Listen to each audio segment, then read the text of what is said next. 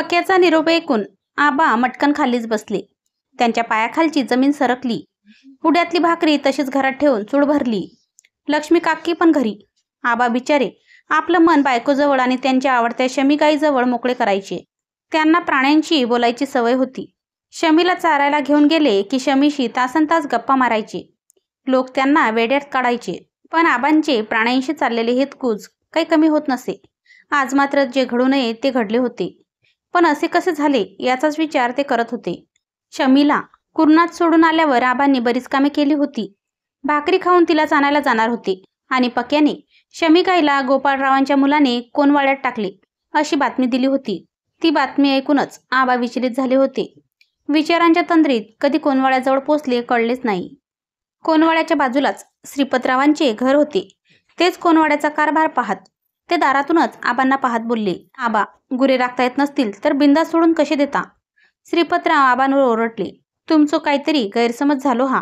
आमची गाय कधी कोणाच्या कुडणात गेली नाही की कोणाच्या चित्रापात म्हणजे शेतीत. आबांचा आवाज ऐकून वाड्यातून शमी हंबरली.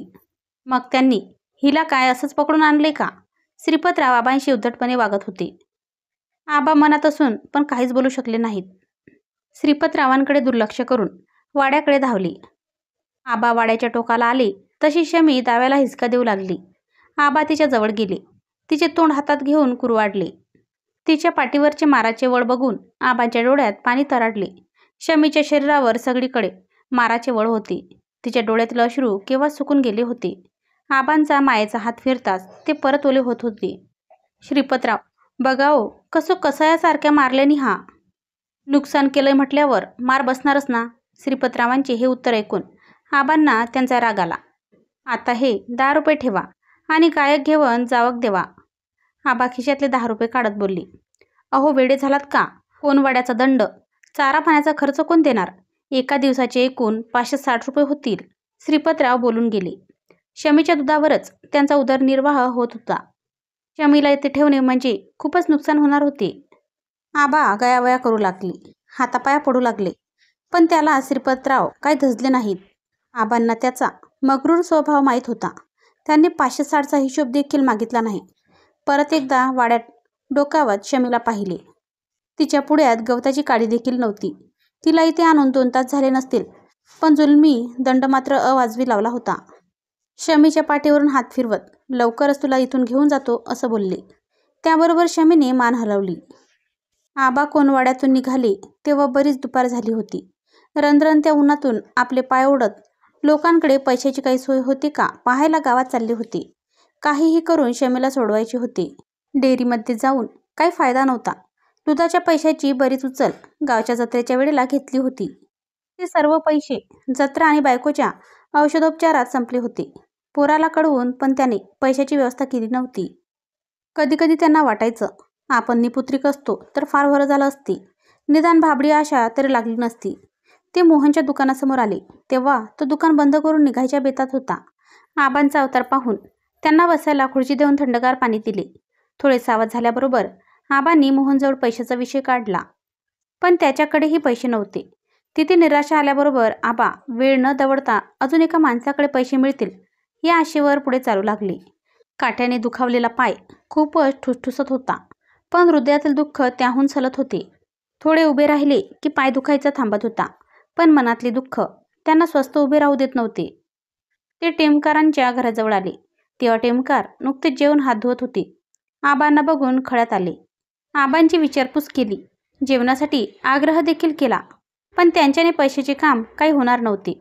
त्यांनी एक मार्ग मात्र सांगितला. तिथे जाऊन आबांचे काम होऊ शकते असे सुचवले. पण बंडू खोताचे घर गावापासून थोडे दूर होते. त्यांच्यासाठी आता फक्त तोच एक मार्ग उरला होता. डोक्यावर टावेल टाकत आबा उठले आणि चालायला लागले. शमीचा गरीब चेहरा समोर आणत अंतर कापू लागले. उन्हाचे चटके अंगाला बसत होते. पोटात भुकेचा डोंब उसळला होता. रिकामे पोटी पिलेले पाणी पोटात चांगले झोंपत होते. बायको अजून जेवली नसेल, आपली काळजी करत असेल याचा पण विचार मनात थैमान घालत होता.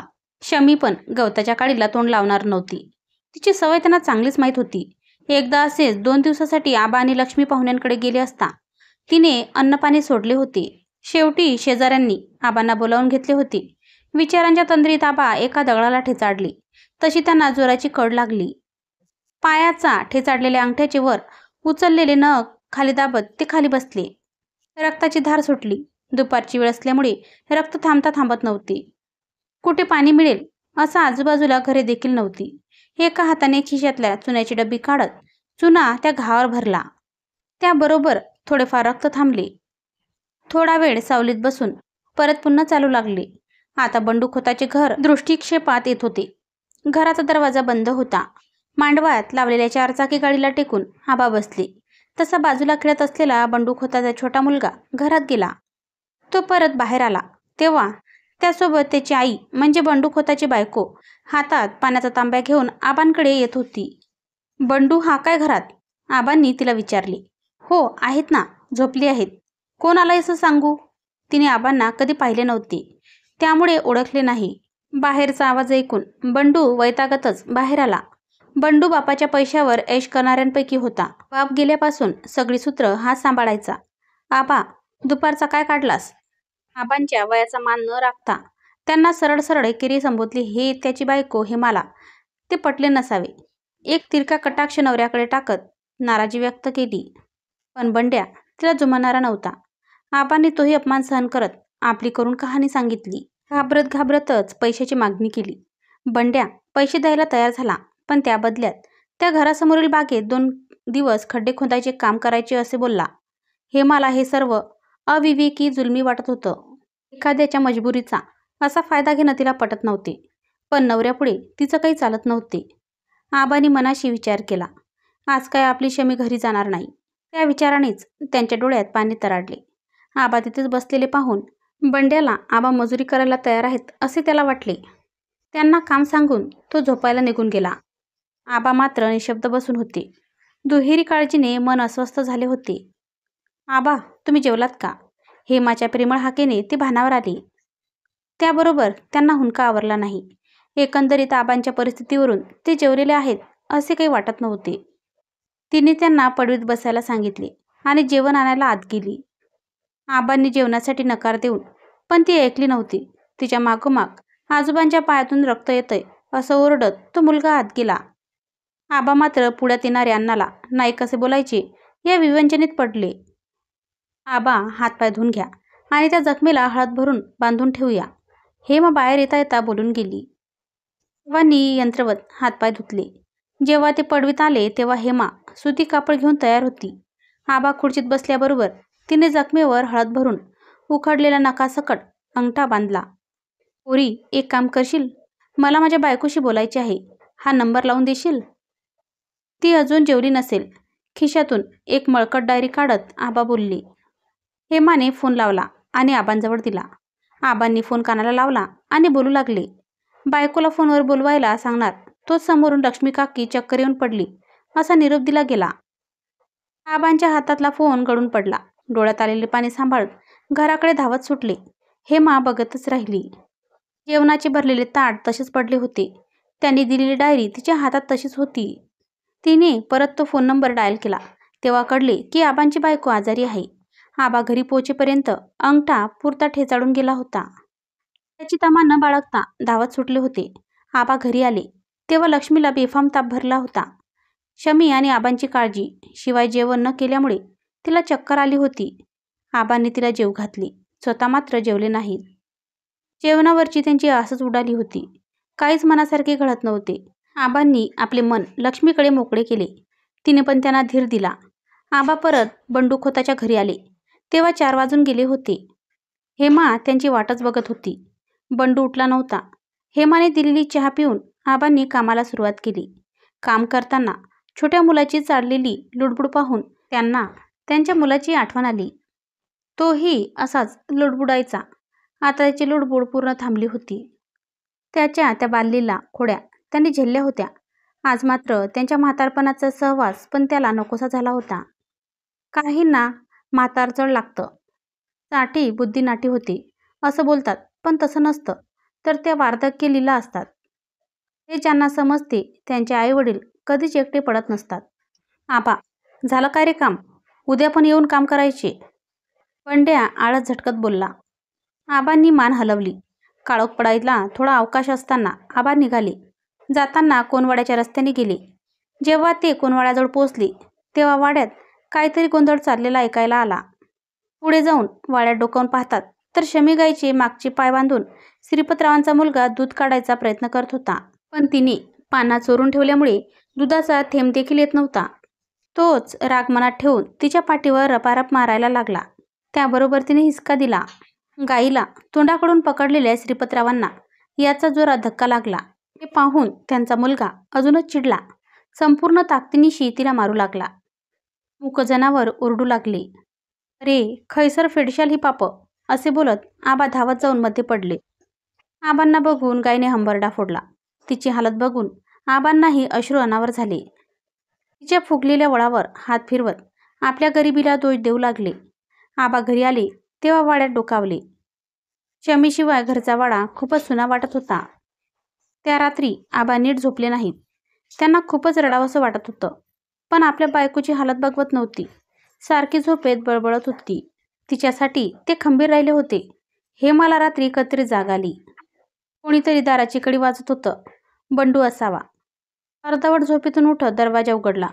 बंडूच्या तोंडाचा दर्प नाकात घुसला. त्याचे हे रोजचेच झाले होते. त्याने आल्या आल्या तिला बेडवर ढकलले. तिचा थोडा प्रतिकार झाला. त्याबरोबर त्याने तिच्या मुस्कटात मारले. त्याच्या ताकदीपुढे तिचे काही चालले नाही. त्याने कार्यभाग उरकला आणि लगेचच झोपून गेला. ती मात्र आतल्या आत हंबरत राहिली शमीसारखी. आबा सकाळी सगळे आवरून बंडूच्या घरी पोहोचले होते.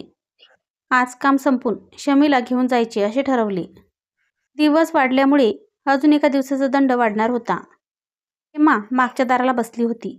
आबांना टिकावाने खड्डे खणताना बघून त्याची दया येत होती. त्यांच्याने टिका उचलत नव्हते, पण कसे तरी खोदत होते. दिवसभरात 15 खड्डे खोदले तर पुरेसे पैसे मिळणार होते. आबांना न्याहारी देऊन हेमा शेतातल्या कामगारांना मजुरी द्यायला निघाली. आडवाटेने जात असताना 2 माणसे आपापसात बोलत असल्याचे ऐकायला आले. त्यात आबांच्या नावाचा उल्लेख झाला. ती कान देऊन ऐकू लागली. ते बोलणे ऐकल्यावर तिचा सारा प्रकार लक्षात आला. समजलेली हकीकत अशी होती. आबांच्या कुरणाला लागून गोपाळरावांचे कुरण होते. 2 बैल झुंजत झुंजत आबांच्या कुरणात आले. तिथे शमी गाय चरत होती. ती घाबरून पडू लागली. त्याबरोबर झुंज सोडून एक बैल तिच्या मागे लागला आणि ती जीव वाचवण्यासाठी गोपाळरावांचे कुंपण तोडून आत गेली. इतक्यात झुंजणाऱ्या बैलांचा मालक येऊन त्यांना घेऊन गेला. शमीला आलेल्या वाटेने बाहेर पडायला मिळेना आणि थोड्या वेळाने गोपाळरावांच्या मुलाच्या ताब्यात सापडली. शमी गाईची काहीही चूक नसताना तिला बदळत नेणाऱ्या गोपाळरावांच्या मुलाचा राग आला. कारण त्या बैलाच्या मालकाने त्याला ती चुकून आत गेली असे सांगून सुद्धा निव्वळ श्रीपतरावांच्या मुलाचा दंडाकरवी फायदा व्हावा यासाठी तिला पकडून कोणवाड्यात टाकण्यात आले. हेमाच्या लक्षात आले गाईवर अन्याय झालाय. तिला यातून सोडवले पाहिजे. नवऱ्याला सांगून काहीच फायदा नव्हता. त्याच्याच कोणवाड्यात ती स्वतः होती, गरीब गाईसारखी. तिला देखील मर्जीविरुद्ध आणलं गेलं होतं. तिच्यासाठी येणारा प्रत्येक दिवस वेगळेच घेऊन यायचा. कधी मारझोड, बळजबरी, जबरदस्ती असं काहीतरी असायचेच. दारू पिल्यानंतर तर बंडू राक्षस व्हायचा. तिच्या नशिबात प्रेमच नव्हते. या सर्वांना कंटाळलेले हेमालाही सोडवणूक हवी होती. लग्नापूर्वी अनाथाश्रमात वाढलेल्या हेमाला माहेरचे असे कोणी नव्हते. तिच्या मनाचा कोंडमारा व्हायचा. छोट्या मुलाकडे बघून सारं घोटायची. कधीकधी तिलाही या कोणवाड्यातून सुटका करून घ्यावीशी वाटायची. पण धीर व्हायचा नाही. तिला सवय झाली होती. तशी सवय शमीला नको व्हायला हवी होती. श्रीपतरावांचा पठाणी दंड वाढायच्या अगोदर काहीतरी करायला हवं होतं. दुसऱ्या कोणाला सांगून फायदा नव्हता. आपल्यालाच काहीतरी करायला हवे होते. मनाशी विचार करता करता हेमा घरी आली तेव्हा आबांचे काम चालूच होते आणि बंड्या त्यांच्यावर ओरडत होता. हेमाला त्याचा राग आला. आबांकडून अवघे 5 खड्डे खोदून झाले होते. अजून अर्धा दिवस बाकी असला तरी 10 खड्डे मारून होणार नव्हते. म्हणून बंड्या पण त्यांना खड्ड्याच्या हिशोबाने पैसे देणार होता. हे ऐकून आबा खालीच बसले. कारण खोदलेल्या खड्ड्याच्या पैशात त्यांच्या शमीची सुटका होणार नव्हती. त्या विचाराने त्यांना रडूच आलं. त्यांचा चेहरा त्यांनी टॉवेलने झाकला तरी हेमाला ते जाणवले. हेमाला काहीही करून त्यांना मदत करायची होती, पण कशी हेच तिला सुचत नव्हते. ती अद्बल झाली होती. काही झाले तरी बंडूला ही गोष्ट कळू चालणार नव्हती, म्हणून ती त्याच्याकडे जाऊ शकत नव्हती. विचार करून करून ती निराश झाली. दिवस मावळतीला आला तशी तिची घालमेल वाढली. आबांचे थकलेले हात थरथरताना दिसले. त्यांनी तर सपशेल हार मानली होती. वाड्यात सामान ठेवायचा आवाज झाला तशी ती भानावर आली. तिच्याकडून अजून काही झाले नव्हते याचीच खंत होती. ती वाड्यात आली. आबा टिकाव फावडे वाड्यात ठेवून बाहेर जात होते. आबा, तिचा कंठ दाटून आला. आबांनी वळून मागे पाहिले. हेमा त्यांना हाक मारत होती. पोरी, काय गो? कपाळाचा घाम पुसत आबा बोलले. आबा, तुम्ही केलेल्या कामाचे पैसे देखील आज मिळणार नाहीत. हे मगाशीच बाहेर निघून गेले. हेमालाही सांगताना कसे तरीच वाटत होते. आबा काहीच बोलले नाही. आबा, तुम्ही या उद्या सकाळी. ते कोल्हापूरला जाणार आहेत. आज रात्री घरी आले की तुमचे पैसे घेऊन ठेवेन. हेमा अशी बोलली खरी, पण तिला त्यासाठी वेळ पडल्यास मार खावा लागणार होता आणि तरीही पैसे मिळायची खात्री नव्हती. हां, असे बोलत आबा निघायला लागले. आबा थांबा, चहा ठेवते, तो घेऊन जा.